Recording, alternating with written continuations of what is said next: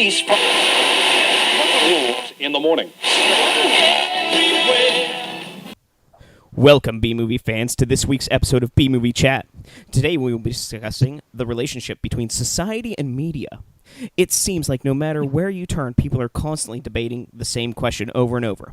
Do movies make people violent? Do video games make people sexist? Should certain ideas, themes, or visuals be censored to avoid tainting society? Is a creator responsible for the actions of his fans? The relationship between media and the contemporary zeitgeist is a complicated one that may not have a clear answer. So today we will be discussing whether or not movies and other media actually impact the cultural narrative, or if culture primarily shapes what is shown in the media, and to what extent do the two influence each other. Joining us for this chat is YouTuber Hagbard Celine. Hagbard, welcome to our show. Hey, thanks for having me, guys. This seems like it should be a fruitful and an interesting discussion. It's nice to have you on. Yeah, like I said, it's a pleasure to be here. Something not fully politically charged, but still glancing off of it. Oh, yeah. So, basically, I personally think that a society really isn't affected too much by media unless it's kind of the right zeitgeist for it. Like, I think history and certain events have to affect it before media is really accepted by the masses. What do you guys think? Well, it's the old perfect storm metaphor that you're talking about, where of course, you know, if the situation in Germany had been different, it's possible the triumph of the will would have just been something that fell flat. But it was the technical achievement, and it was just the right period, just the right time period it was released on. So, I mean, I think cinema and things like that can more serve as reinforcers of existing phenomenon, as well as game changers of that existing phenomenon. It can do both. You see that in what I call America Fuck Yeah movies, where you go and you watch something and it's super patriotic and ends with, you know, it's usually a war movie of some sort about, you know, dominating the enemy and triumphing against all odds and those kind of things. They serve their purpose. But do they affect anything per se, aside from to entertain an aspect of society as well as maybe... I mean, I can't imagine someone goes out and watches a war movie and then says, all right, time to go join the United States Army. It may enforce patriotism, but I don't inherently believe it does. I think that more or less what's going on now, or, you know, in the current time, for when something is made influences how that's made or how they portray that more so than it influencing the society or the people that see it. Certainly. It's like believing it comes from a void is absurd. There are, you know, real cases, but very few and far between where people do, you know, see that media and say, hey, I'm going to do that now. Or, you know, I think a prime example of media influencing society, you know, in some way would be the original Star Trek series. There was so much advanced technology that really people strove to make reality, kind of like the Communicators. Yeah. I mean, they can serve as inspiration, certainly. But then again, it's to say, like, that's harkening back to a long history in media at large of doing that, from radio to books. I mean, Jules Verne wrote about, you know, genetic engineering in the 1800s. I mean, this is the kind of it's kind of reaching back in history to that kind of thing, where our artists have always led the way when it comes to possibilities, but most of them are, aside from your, you know, Arthur C. Clarke's and people like that, are utterly ignorant of the actual science they're speaking of. They have no idea whether they're speaking of the possible or the probable. Like, people once upon a time may have thought we were going to have lightsabers, but science dictates it's highly unlikely we're going to. Definitely. Yeah, the way I look at it is, for the most part, like you said, if somebody already is kind of leaning toward a certain viewpoint, then if they see a movie that reinforces it, they're just kind of going to go further with that. And I think nowadays, where we have so much media, we've got so much news, we've got so much everything, that people kind of have the ability to stay in, like, their own echo chambers. So I don't really think anything's really changing anybody's mind. It's just kind of they're going toward what kind of reinforces what they've already thought.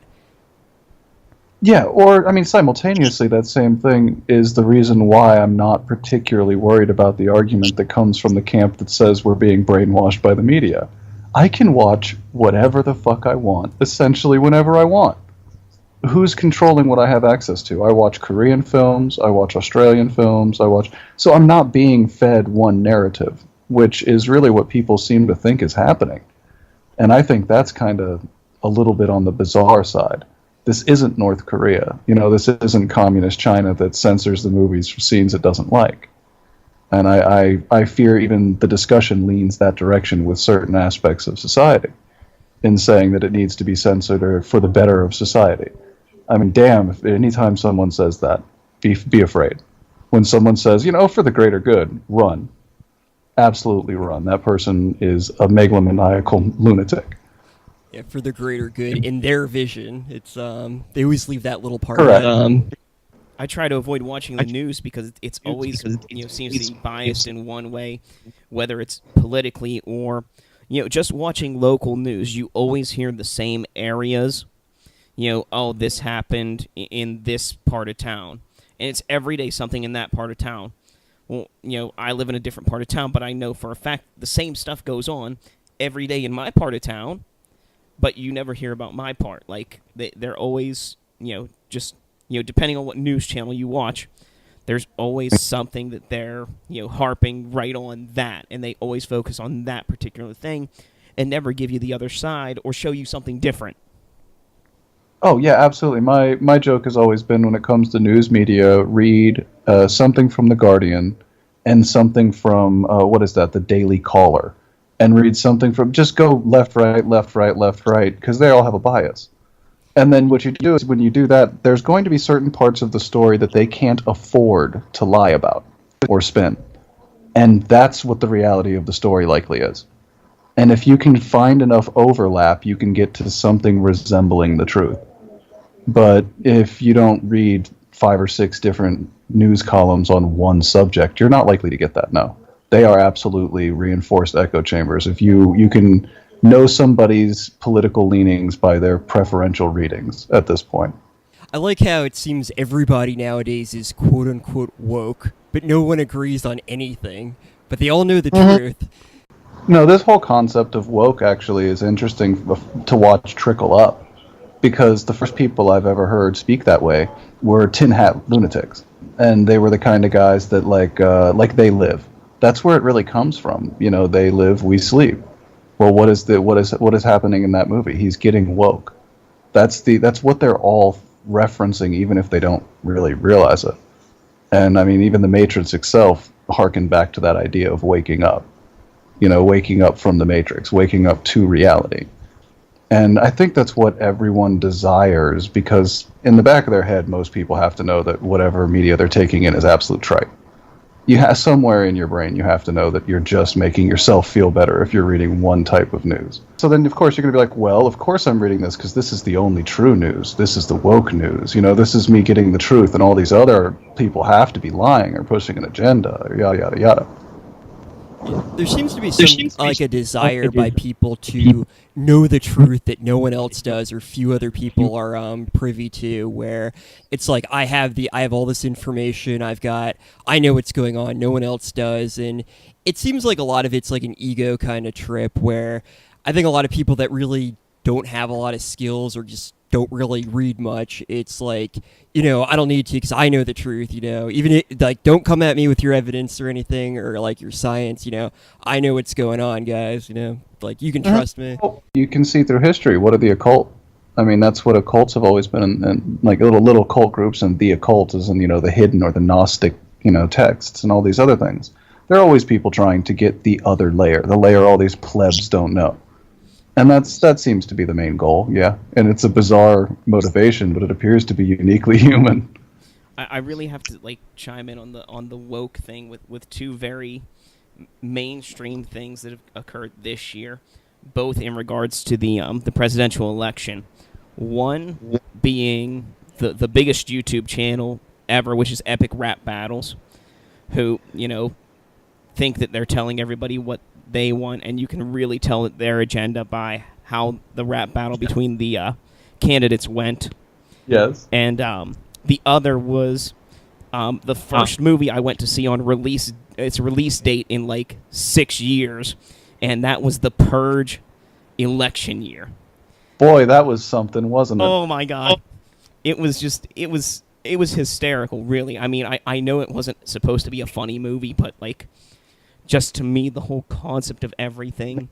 It will be remembered alongside all of the terribly overacted, overscripted garbage movies in history. It will be a cult classic. I mean, the fucking lights all over the car and all that shit. Come on. What are we even watching? This is 1987 Mad Max levels of retardation. And then just how they tried to portray, like, you know, oh, this one is definitely, you know, represents this candidate. And, you know, he definitely represents that candidate. And she's going to win because she's righteous. And that's kind of just how everything seems to have gone this year. Yeah, people have really taken the gloss off this year, and they're being supremely heavy-handed. You see it in all the media available. I've stopped watching television shows that I was quite enjoying, simply because the message just got so heavy. It was like watching an after-school special from the 90s. It's like, remember, this is what happens if you have premarital sex, kids, but it was with, you know, something happening in modernity. It was something in the election or something like that. It's that level of talking down to their audience, and I find that stunning.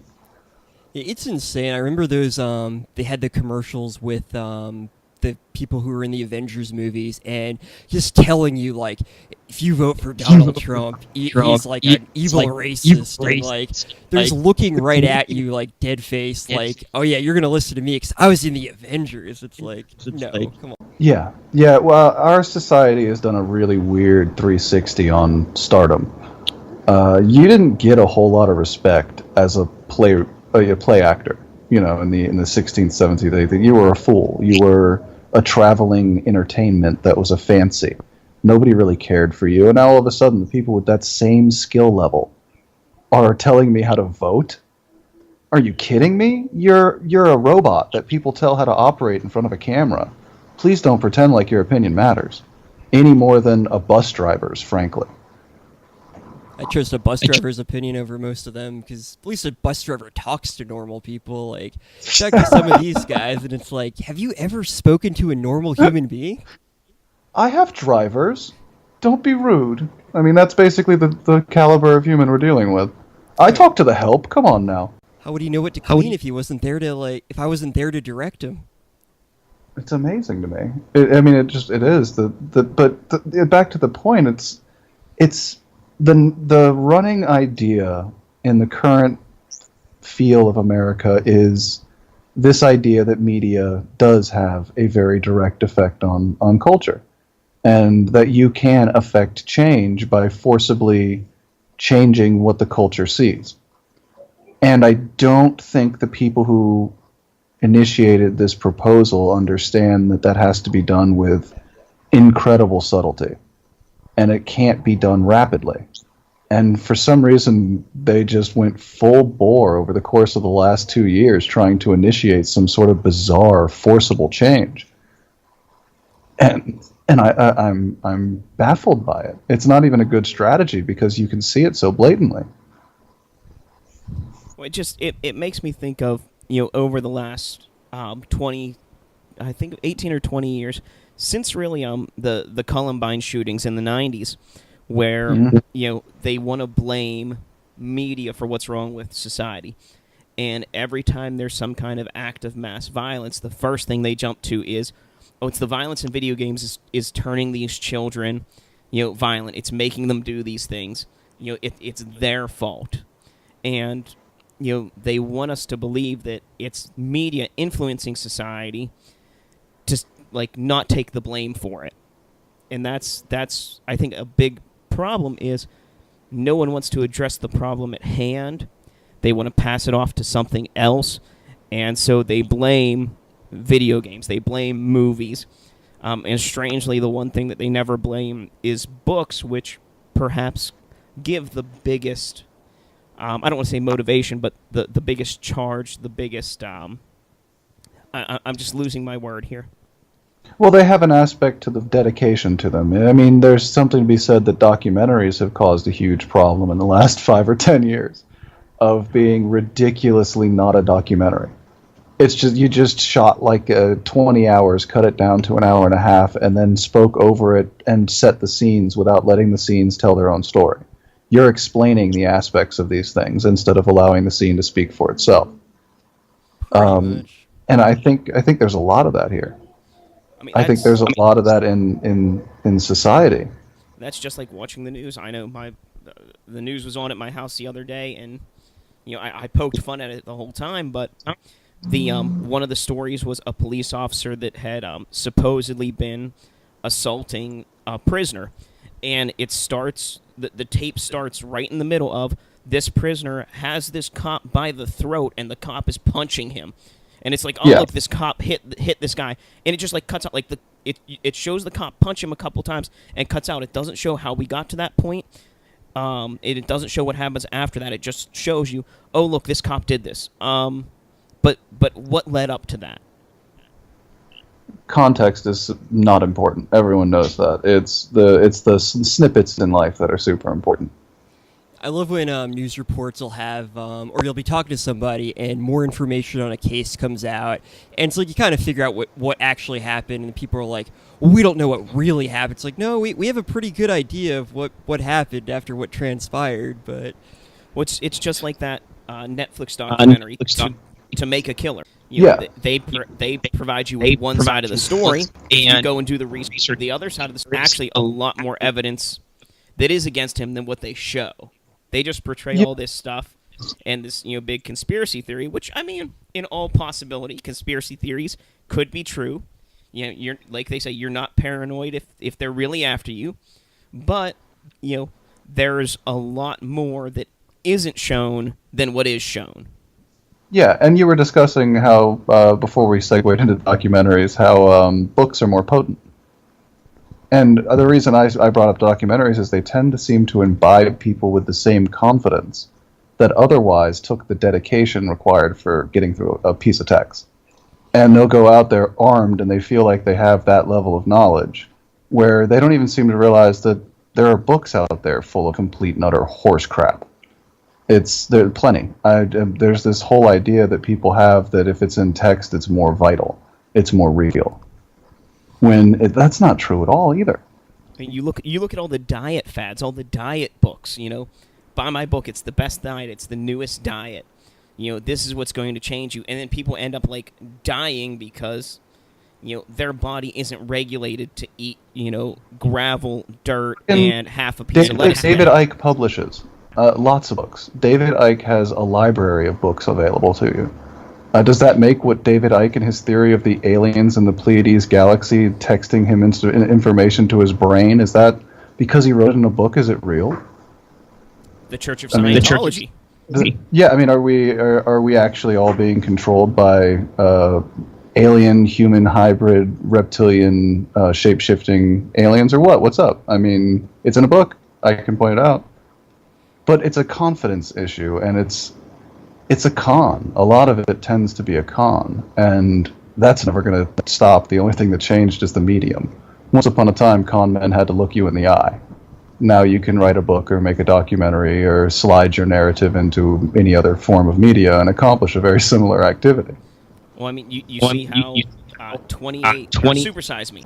They say it didn't take down the Big Mac and the Supersizing, but is it really a coincidence that stuff went away after that documentary came out? Yeah, exactly. But the irony of that is in itself, that documentary was a lie. There was much of that documentary that was forged and manipulated, and it's the absurd notion that it was ever advertised that McDonald's was a good idea for an everyday meal. All these aspects aligned to make it so that it was more the public outcry and the force that could be applied to McDonald's about the existence of the supersized menu than the fact that anybody actually learned anything from the documentary. There was nothing new in that documentary that wasn't essentially public knowledge. No shit, if you eat 3 meals a day at McDonald's, you'll gain weight and fuck your insides up. I don't think anybody ever questioned that. I certainly never did. I learned to sleep in many new positions because of that movie, because we watched it every year in video productions and every year in health class in high school.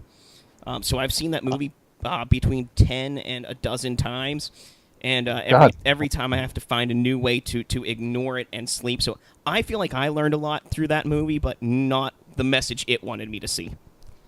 Yeah, but I mean that's what I mean about it being false information, though. But people still affected real world change based on that false information. I think it's Sturgeon's law that states that no matter how crackpot a theory is, you can find evidence to back it up if you look hard enough. And I feel like that's never been more true than now. Like, every nutty conspiracy theory, or every just, like, if you want to take someone down, like, you can find, like, a story against them. It may be complete horseshit, but, I mean, it's like you said, it's written in a book, or it's in a documentary, or there is some document that states it somewhere, like Trump hiring hookers to piss in a bed that Obama slept in. Or Hillary being a mass murderer. Exactly. I mean, there's a whole documentary about how she's had, 18 people killed. Et voila, I have a documentary which proves my assertion, so I win. Just because there's a theory, you can always find evidence. I can prove to you using quantum physics that an elephant can hang off a dandelion off a cliff, and the dandelion won't uproot. I mean, you can bullshit your way into it if you really try. I'm almost more afraid that the assertion that media affects or has a direct effect on society might be more damaging than what they're afraid of. The subtle shifts and things that have happened thus far in society.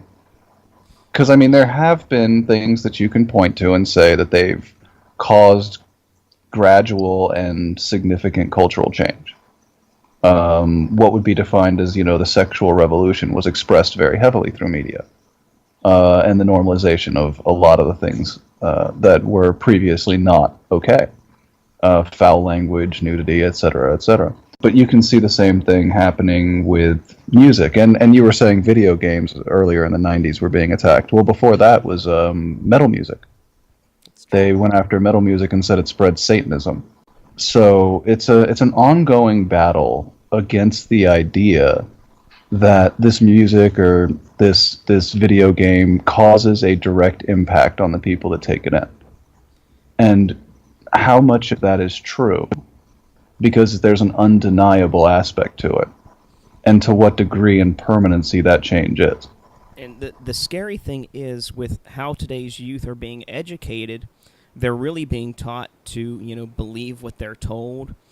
And with, social media and all the internet sources out there, most of today's youth they believe everything. And it's really scary because, like we've seen with the huge explosion of media and everything this year against Donald Trump and for Hillary Clinton, like almost every college-age person after Bernie Sanders was eliminated from the race was just like, Donald Trump is the devil incarnate because everything on the internet says so. Because everything on TV says so. When there were some legitimate things, but there were most things that were made up or that had no backing. But, the kids, they don't do any searching on their own. And it's, part of the education system with, everything is standardized tests anymore. So they're taught, here's how to take this test. Here's what you need to know. Here's the answers that you need. There's no free-form thinking. There's no research. There's none of the big concepts that used to be taught and used to be... What's the fucking word I'm looking for? Common Core. Where you press it. Well, you were trained in it. There was an aspect of critical thinking that was trained into you in school at some point. At least it was in my generation. I'm not sure how far that trickled down. I know the class that I took in middle school and high school was removed from the curriculum the year after I graduated. So I know that didn't happen anymore. But, I mean, there was recently an article, and I actually read the source study that was cited in the article, about 50% or 53%, somewhere in there, of all students that were polled, and they were given a test, a scientific test, that would basically present them with raw articles including the hot links and citations, and then see if they could tell what qualified as verifiable functioning news. And about 53% of them couldn't do it, like in any sort of passing. I mean, that's imagine the scale that they used for passing. What is that, 70% accuracy, 80% accuracy? And that's passing. And then the rest of them got under a 60 or a 50%. That's not good.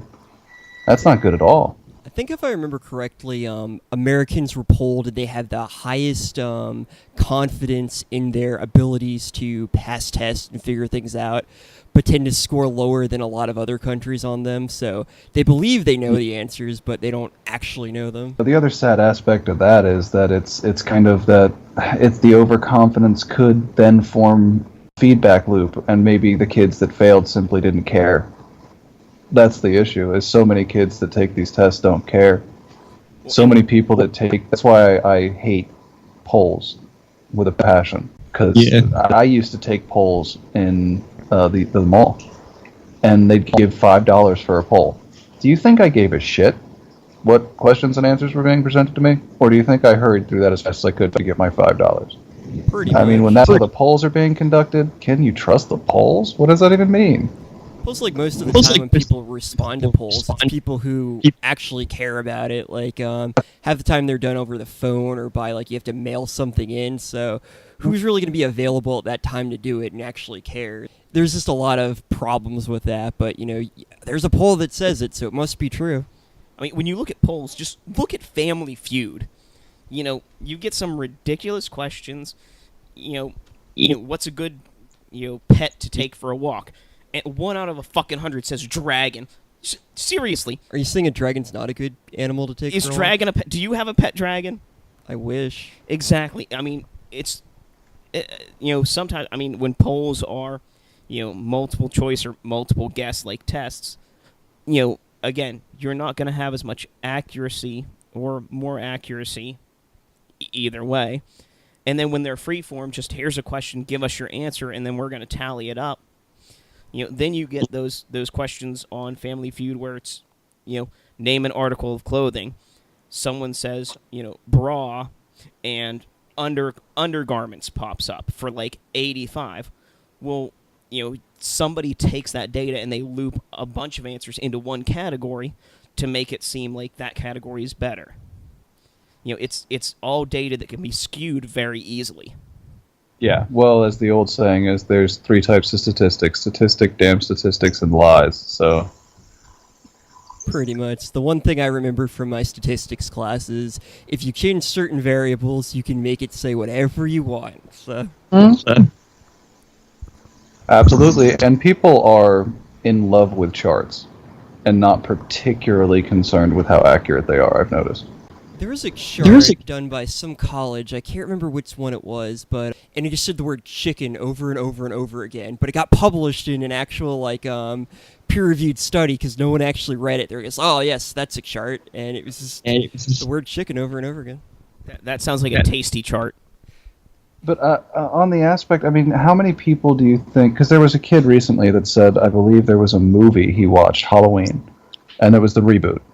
And if you remember that one, intros the movie with Mike Myers as like a child killing his whole family. No, I thought it introed with the Jerry Springer show, and his parents were on stage fighting each other or some shit like that. Did it? Yeah, it was like 20 minutes of his parents fighting, and then he killed everybody. But yeah, that scene early on, the kid who killed his parents at like 12 said that he related to Michael Myers not feeling anything when he killed his parents. That's not the movie's fault. That kid was already fucked. 100% fucked. If your first thought when you're a 9-year-old, when you see that is, I like this kid, you're fucked up. And you were always going to be fucked up. Something chemically went wrong with you. I mean, that's some sociopathic shit. It didn't make the kid a sociopath. It just made him realize it at 9. Yeah. And just go, I like that. I mean, I like blank William Shatner masks and blue overalls. I mean, I think it's pretty stylish. But But that's like with Columbine, like these kids psychotic, and like I've read like some of what psychologists said about them, but it's like no, it was the Dune game, it was it was the parents, all this. I'm like no, these kids were psychotic, and it's a shame because like you were saying before, it's like we have this fear of kind of science and everything because it might say that some people have problems and everything, and it's just avoiding the reality of it, and I can't stand that. It's like there was something legitimately wrong that really no one could have done. Like maybe they could have seen warning signs, but hindsight is always 20/20. Remember, it was Doom's fault because they could play the game. It was Kmart's fault because Kmart sold ammunition. It was their parents' fault because the parents had guns in the house. It's the same problem you have with drugs, where you see the whole the war on drugs and then marijuana as a gateway. Because so many people who use harder drugs started with marijuana must be a gateway drug.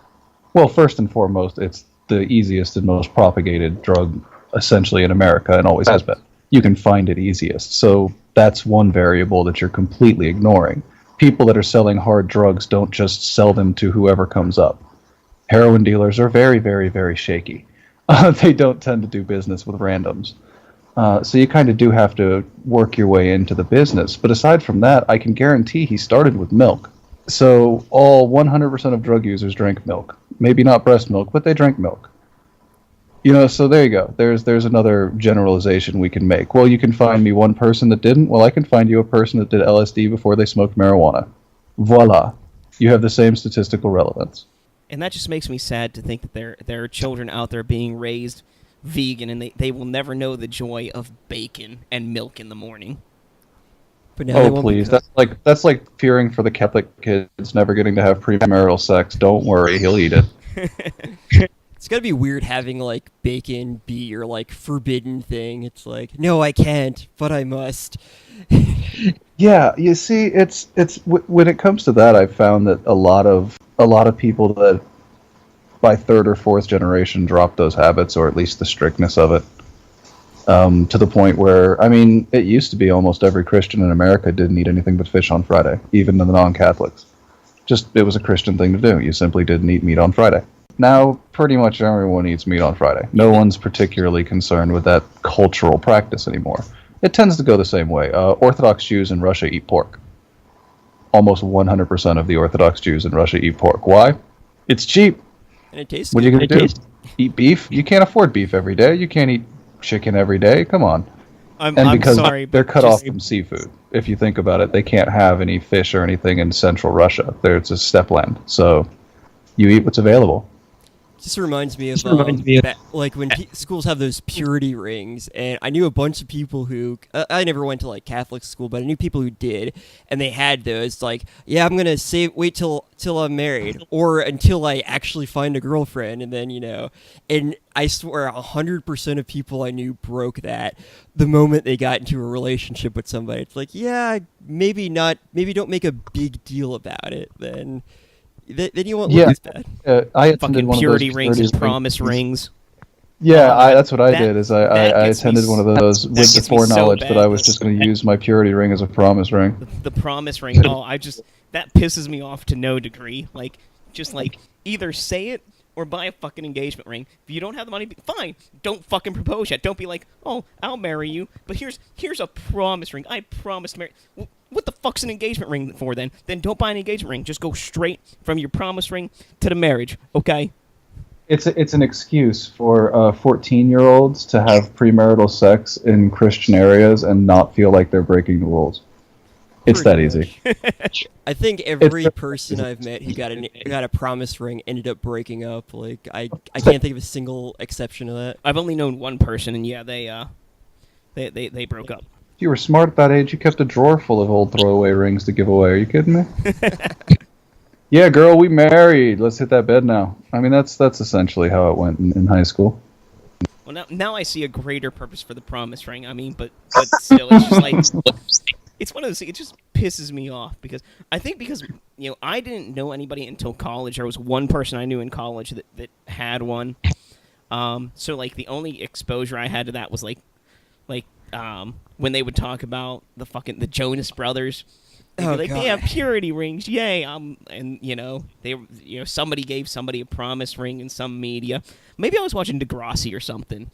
And Yep, one of them gave somebody a promise ring, and then they went and had sex with one And of an the other STD the friends, next and, day. and then Liberty got pregnant because they used the Magnum condom, and just As a regression, did you watch Degrassi? I watched Degrassi sporadically when it was on Noggin. Okay, me too. That's the same thing I did. That's why I'm asking. And Yeah. they used to run like marathons of it. My sisters were Yeah. always watching it, so I'm going to blame them for knowing way too much about it than I should. Oh, good God. I forgot it was still going. Aren't they having an episode recently or soon that's about gay kids and Muslims having a problem? I have no idea. It's like now a a matter of Netflix time. series. This is going to get good from what I heard, is they're trying to tackle the cultural issues in Canada right now, which ought to be fun. I just recently found out like last month that Jimmy, who had gotten shot in the school shooting one, He's is not Drake. really crippled. He's Drake. He's the Drake. singer. Yes. Like I was like that's Jimmy. Like, First thing I said when I saw Drake trying to be a hard-ass rapper was, you mean the little motherfucker in the wheelchair from Degrassi? He wants to be a rap now? I don't know, man. And then all of a sudden he's a billionaire doing it, so whatever. Yeah. Yeah. and then how did you feel when JT got stabbed and he died? Oh, see, the episode I remember most clearly is the one where they were meant to have sex when someone's parents went away, but instead sat around blowing up all the condoms he brought like balloons and throwing them around the room. There you go. Use them as like The water ult- balloons. The ultimate in white bread endings. It was amazing. I'm like, holy crap, that was so pure it hurt. I remember the one kid. He started dating this girl, and he became a born again Christian because he was dating her. And then he went back and had sex with one of the girls that was like part of the main group, like he was. And then like he was like, "Hey, we should be together." And she was like, "No, that was just for a night of fun." So he went to his girlfriend and he was like, "Hey, I had sex with this girl. Can I become born again Christian again?" And she was like, "Get the fuck away from me, ew." That's not how that works. So no. Every time you do something bad, you just do born again. Say like 5 Hail Marys and you're good. Okay, that brings us to ancient media. The Bible. There was a time where people would get baptized every week, just like going to not confirmation, confession, and they believed that they could do anything wrong as long as they went and got baptized again. All their sins were washed away, and everything was good. That's like the whole Calvinist thing, isn't it? It might be nowadays, but that was with John the Baptist, and when that was first being performed, that was the general thought behind it.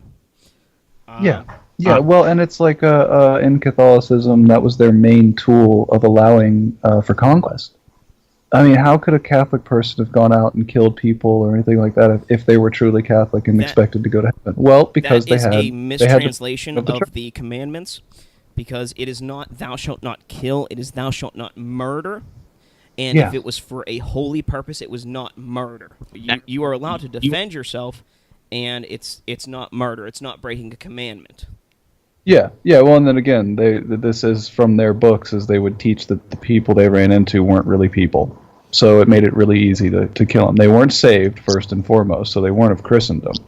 And some of them weren't even really people. They were the lesser peoples of the tribes breaking up in the Old Testament. If you read that, the description of some of the tribes, they are lesser people meant to be killed or enslaved wherever the two come to meet. That's in the text.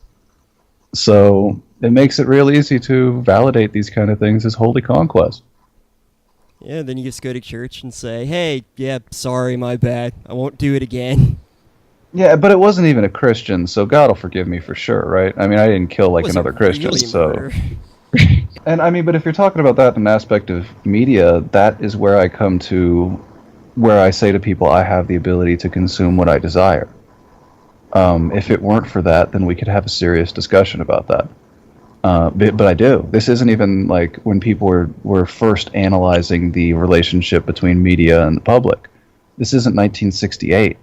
We have more than 4 channels, and I have the internet, and I can go look at whatever I want, even bad stuff that you don't want me to see. I'm allowed to go look at, and you won't stop me, which I appreciate. But that's the current state of our media. If it were any other way, and I suppose if I were a more passive consumer, there would be a problem.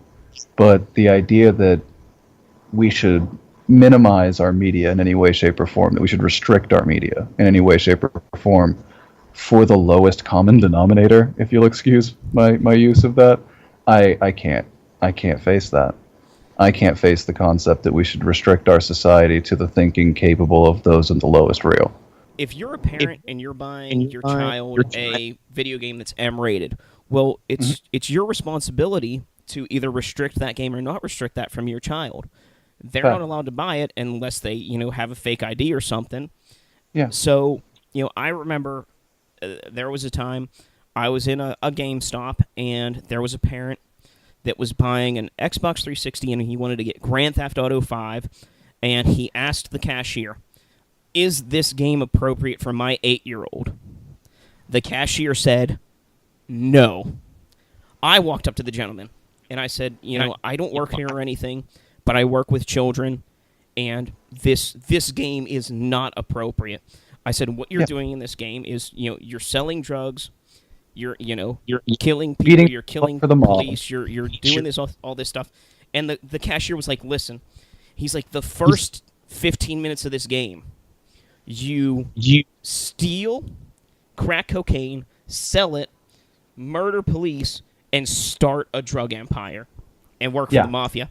And the guy was like, oh, my son's seen worse on TV, so I'll take it. Well, why the fuck did you even ask that question then? Yeah, that's fair enough. I mean, I don't understand, like you said, why you'd even ask the fucking question if you don't care, but... As long as there's no sex in it, then we're okay. But I mean, like, I can speak from personal experience. I grew up playing video games. There was a time where my main reason for buying a video game, how many different weapons did you get in this game? How many guns could you use? I, myself, have grown up. I own firearms. I have perfectly, great access to weapons and ammunition. Do I go out shooting and killing people because I watch violent movies and play violent video games? No! Only on Tuesdays. Only on garbage day. But, that's what I mean. It's all in the person. You can be influenced by it. I mean, if you're influenceable, if you have, like you said, you're the lowest common denominator. But as of right now, that seems to be the minority.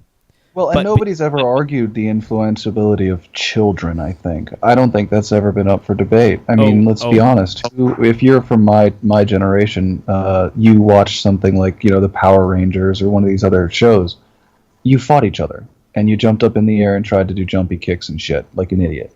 Yeah, that's what kids do. Yeah, absolutely. And we do have to kind of pay attention to what they're consuming, because they're dumb. They're not really people yet. They're kind of stupid.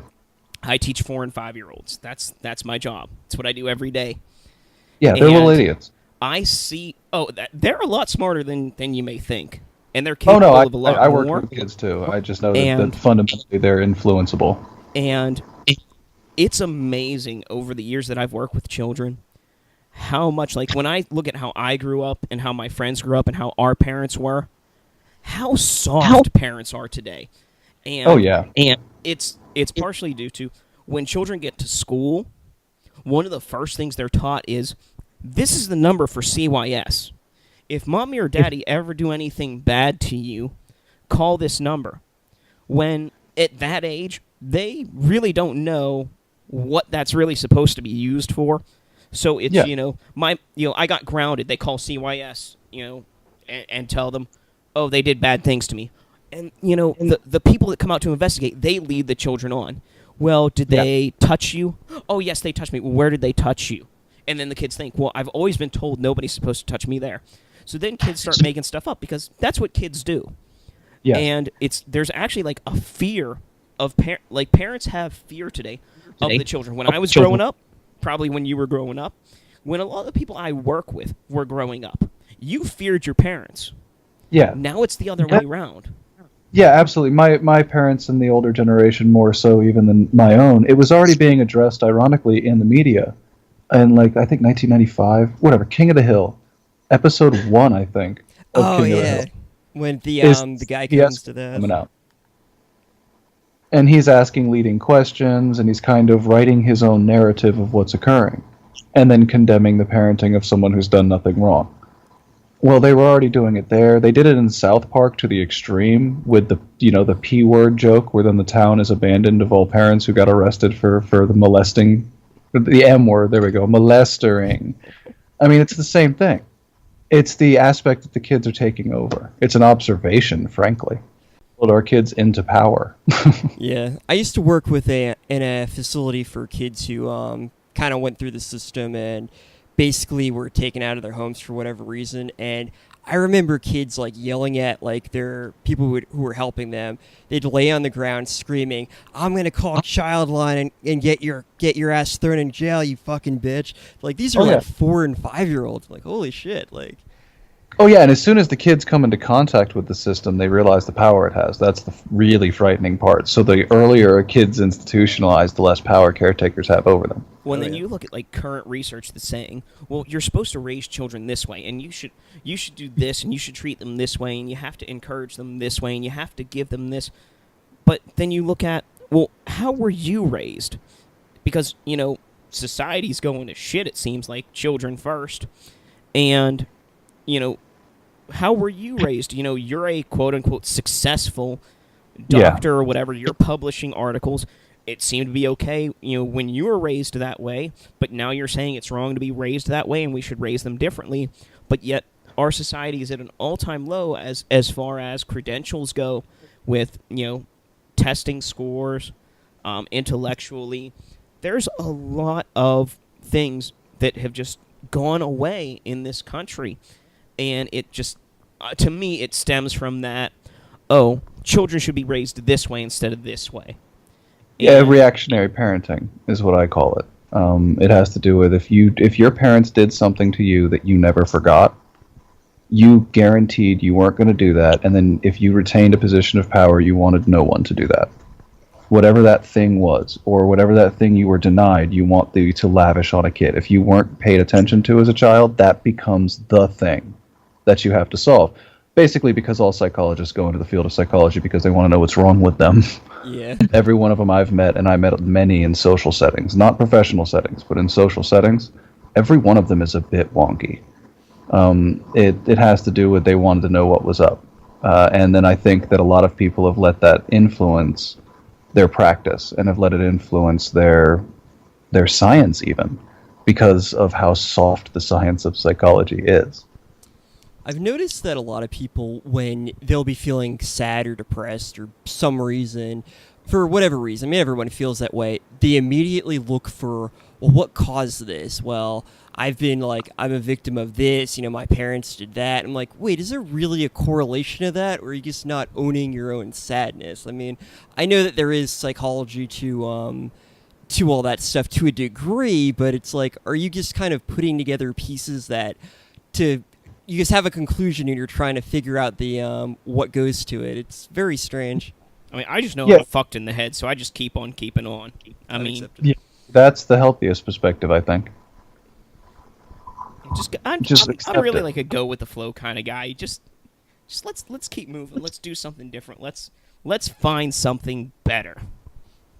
Yeah, and I think it's interesting to me that a lot of this is coming out of sociology and psychology departments that are difficult to do studies on, or at least verifiable studies. Very subjective. Yeah, and they make swinging assertions and back them up with very shoddy evidence. And that has started to be more respected than hard sciences. I had a professor in college. He had a doctorate, and he was very adamant on, I have a doctorate, you will address me as doctor. And, I was in his office one day, and his bachelor's degree was elementary education. His master's and philosophy his master's and PhD were in philosophy. And I'm like, well, you're not teaching philosophy here. You're teaching, education. And it wasn't like he was teaching educational philosophy. Like, he was teaching hard subjects. So it's like, as much as, I do have respect for you, you got your doctorate, but, your doctorate is not what you're teaching. But yeah, it doesn't. Well, regardless, I've only ever had a handful of philosophy professors personally, but not one of them, even at doctorate level, demanded to be called doctor. That speaks to an ego issue, frankly. Oh yeah. I actually have a degree in psychology because back when I first started that, I thought that there was a lot more hard science to that. But when I actually started working in the field, I worked for an organization that they're like, oh, this is all fact-based evidence, and I'm like, oh, like ways that we go about, helping people. Then as I saw the process and I started listening to that and doing my own kind of research, I'm like, it's evidence based on what? Like, it's what you just pulled out of your ass? Evidence based on opinion. Yeah, that's what it was. Like, I remember there was one time this woman who is my supervisor. We were kind of counseling this kid, and they had him draw a picture, and we were supposed to analyze, like, what the number of fishes and who they represented in the bowl, like, who they were in his life. They did that to me when I was in child counseling, and I actually intentionally screwed around. That was pretty funny because I was raised by a psychologist. But if you want to get into the field of psychology and you actually want to do hard science, look into behavioral and cognitive behavioral. There's hard science there because it's all numbers driven. If you don't have data on it, shut up. That's pretty much the rule. Do you have something you can show me that says, no, well, I have that? No, that's you projecting something onto the patient. Please let that go. Pretty much, yeah. Like, I remember this woman was saying, like, well, to me, these fishes mean this. And I'm like, you have no idea what you're talking about, do you? Like, yeah, that's like being in an art analysis class. It's like, why are we even here? What are we talking about? You're just making shit up. This is how it makes me feel. Well, no one gives a shit. That can't be applied to anything. No one cares. I remember a class in college that was, we had to respond to a message board, and it was about the movie I Am Sam. And the question was, should Sam have been allowed to keep his daughter? And if you know anything about the movie I Am Sam, Sam is mentally challenged and he has a fully functioning daughter. And there was a guy, and for some reason we were able to see everybody's grades. And there was a guy who posted, Sam isn't even a human being because he has such and such a disorder and he should never have even been allowed to reproduce. And, my answer was, yes, Sam should have been able to keep his daughter. And I, cited, different programs that help and, laws that protect people from things like that. I got an 8 out of 10, and that guy got a 10 out of 10. And I'm like, what? How? It's opinion-based. I gave my opinion, backed it up with facts. This guy gave 2 sentences degrading people who have mental disabilities, and yet, being an education major, and so was this other person, in my opinion, that person should not have been allowed to continue in the major because, if you feel that way about people that have handicaps or challenges or whatever's politically correct today, you really shouldn't be in a field where you are guaranteed to be interacting with people with such, complications. Yeah, probably not. It takes it to a different level when you start questioning if somebody's a human being. Like, I kind of understand that there's an argument 10 out of 10 for bravery. I mean, he turned in a paper in which he went back to the eugenicist ideal. So, I mean, there's a 10 out of 10 for just sheer bravery. I mean, I don't know a whole lot of people that would have done that. This reminds me of when I was in high school, we had to write, we were taking Vietnam literature, and we had to write letters returning to, letters from the Vietnam veterans. We were supposed to be their parents or, some stupid shit, returning, a letter. And one of my friends, looked at a poem that a Vietnam veteran wrote, and he wrote, as the guy's mother, wow, I didn't realize going to war would make you such a little bitch, writing poetry, such a little queer, He got an F on it, but I'm like, wow, you actually turned that in. Like I said, you got to give him a 10 out of 10 for having the guts for it. Shit. What was our topic here? In theory, the topic was meant to be how and whether media affects society or vice versa. Oh, okay. So I think we stayed on topic about as well as you predicted. Yeah. It's always fun that way. I mean, we did kind of touch upon it here and there, but I guess more personal experiences and opinions on different things. But I really have to make one more point with the video games influencing things, because people always jump to that as soon as there's violence. And the Virginia Tech shootings is a prime example of, as soon as it happened, these people, jumped on the bandwagon of, it's video games, he played video games. Come to find out, the guy didn't own any kind of video games. From the people that he socialized with, they said he didn't play video games. All he did was stay in and read books. We should ban books. Everybody, let's get the See firemen. anyone reading a book, attack them. They're guaranteed to be the next shooter. That's just a fact.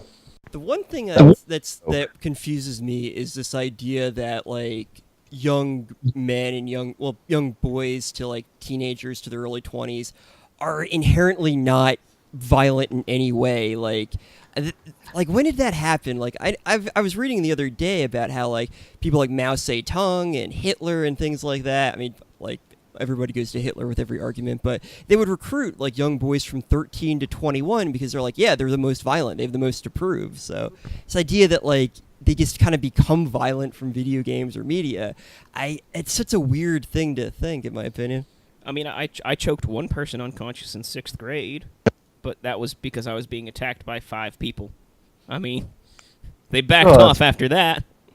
Yeah, that's fair. But I mean, Well, I wrestled. I had a lot of aggression that, it's a way to channel and focus that. And I think, like you said, that's why, men and boys of those ages were recruited, because not just aggression and violence, but they have a lot of emotions to channel. And really, being of the male variety, we're taught that, well, you're not allowed to channel that in any way that's not manly, and manly ways are violent. Like, you're not supposed to write poetry or, make art or do something. That's girly. You have to do manly things to express yourself. And how else do you express yourself manly-wise than with violence? Well, I think we all have the capabilities of being violent. I think there is something inherent in that to some degree. But absolutely. It draws back to, like, what was, ancient professions for men? What was the biggest profession aside from dirt farmer? Soldier. I say general labor, really. The biggest professions were things like quarrymen, carpentry.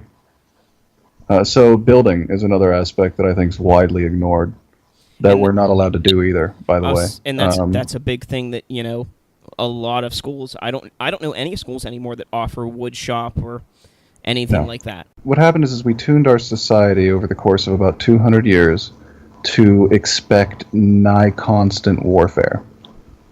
And we essentially left behind only the things that helped with that. Football, sciences, that kind of stuff. Things that can be applied directly to warfare. Engineering's easy to teach someone on the fly. You can essentially teach someone to build a bridge with the tools you've provided them in half an hour.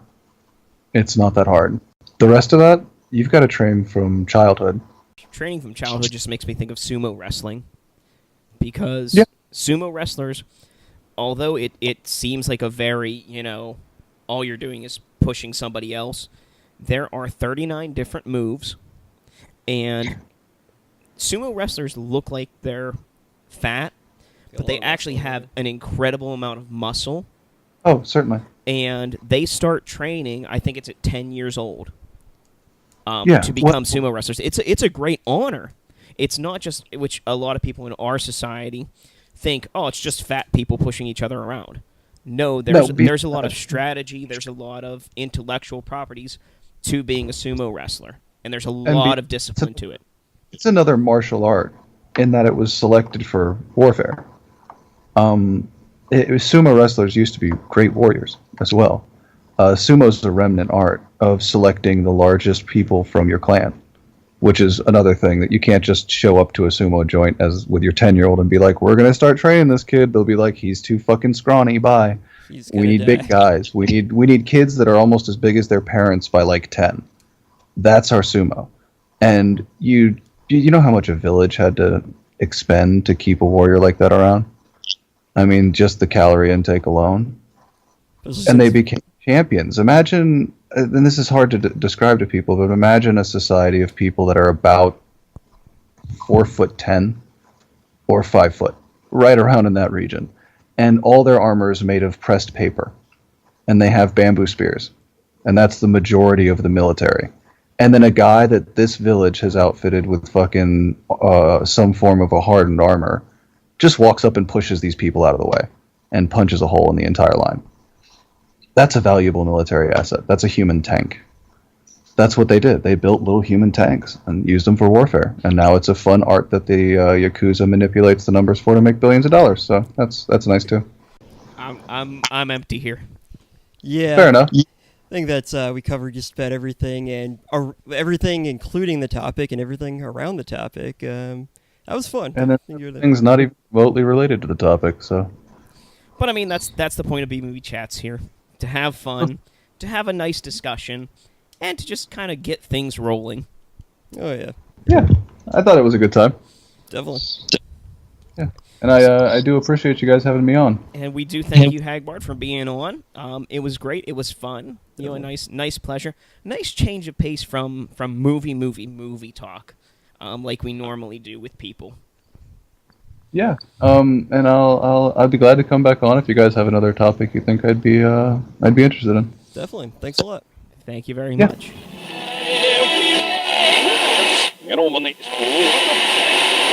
Jag